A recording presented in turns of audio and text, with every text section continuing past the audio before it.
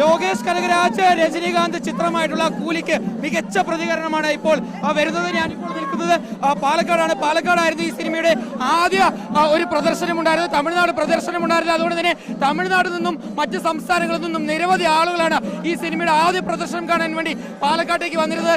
അവരെല്ലാം ഇപ്പോൾ ഈ ചിത്രത്തിന് ആദ്യ പ്രദർശനം കഴിഞ്ഞപ്പോൾ ആ സിനിമയുടെ വിജയം ആഘോഷിക്കുന്നതിന്റെ ദൃശ്യങ്ങളാണ്.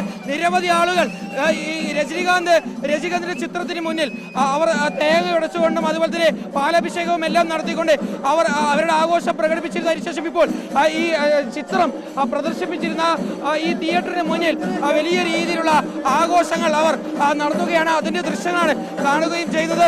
വനിതകൾ ഉൾപ്പെടെ നിരവധി ആളുകളാണ് തമിഴ്നാട്ടിൽ നിന്നും ഈ ചിത്രത്തിന്റെ പ്രദർശനം കാണാൻ വേണ്ടി എത്തിയത്.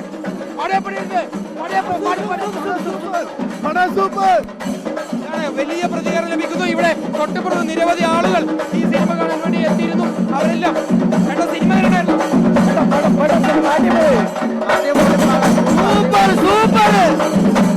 വലിയ ആവേശത്തിലാണ് രജനീകാന്ത് ആരാധകർ, അതുപോലെ തന്നെ സിനിമാ പ്രേക്ഷകർ.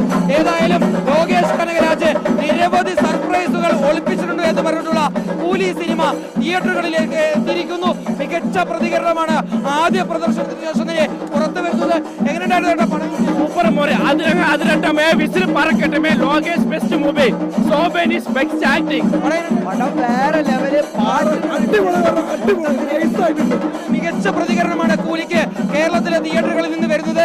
ഏതായാലും കൂലി മികച്ച കളക്ഷൻ തന്നെ നേടും എന്നുള്ളതാണ് ഇപ്പോൾ പ്രേക്ഷകർ പറയുകയും ചെയ്യുന്നത്. നമുക്ക് ദൃശ്യങ്ങളിൽ കാണുന്ന ഇപ്പോൾ തമിഴ്നാട്ടിൽ നിന്ന് വന്നിട്ടുള്ള ആരാധകരാണ്. അവർ ഈ സിനിമയുടെ പ്രദർശനം നടന്നിട്ടുള്ള തിയേറ്ററിന് മുന്നിൽ വലിയ ആഘോഷം ഇപ്പോൾ നടത്തുകയാണ്. തൊട്ടിപ്പുറത്ത് രജനീകാന്തിന്റെ ഫാൻസ് അസോസിയേഷന്റെ നേതൃത്വത്തിൽ ഉള്ള ആഘോഷങ്ങളും തുടരുകയും ചെയ്യുന്നുണ്ട്. ഏതായാലും ഇനി കേരളത്തിൽ നിരവധി തിയേറ്ററുകളിലാണ് ചിത്രം പ്രദർശിപ്പിച്ചിരിക്കുന്നത്. മികച്ച വിജയം തന്നെ ചിത്രം നേടും, മികച്ച കളക്ഷൻ തന്നെ കൂലി നേടും എന്നുള്ളതാണ് പ്രേക്ഷകരുടെ അഭിപ്രായം.